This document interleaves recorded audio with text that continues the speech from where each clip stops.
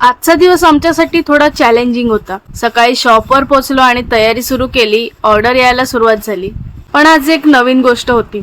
आज आम्ही पहिल्यांदा आमच्या बिझनेससाठी हेल्परचा इंटरव्ह्यू घेतला.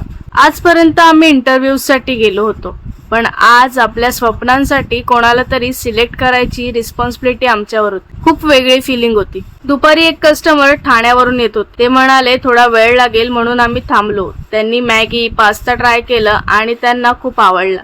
बोलता बोलता कळलं की त्यांचाही बिझनेस आहे आणि त्यांनी आम्हाला व्हिजिट करायला इन्व्हाइट केलं. अशा गोष्टी खूप मोटिवेट करतात, कारण कधी कधी कस्टमर फक्त कस्टमर राहत नाही. संध्याकाळी वाटलं आज रश असेल, त्यात आज तन्मयचे डॅड नव्हते, म्हणून माझा भाऊ हेल्पला आला. मध्ये 9 ते 10 मध्ये काही ऑर्डर नव्हत्या, म्हणून 23 आणि 24 जून रत्नागिरी ट्रिपची प्लॅनिंग आणि बुकिंग कंप्लीट केली. पण बिझनेस मध्ये काही फिक्स नसतं.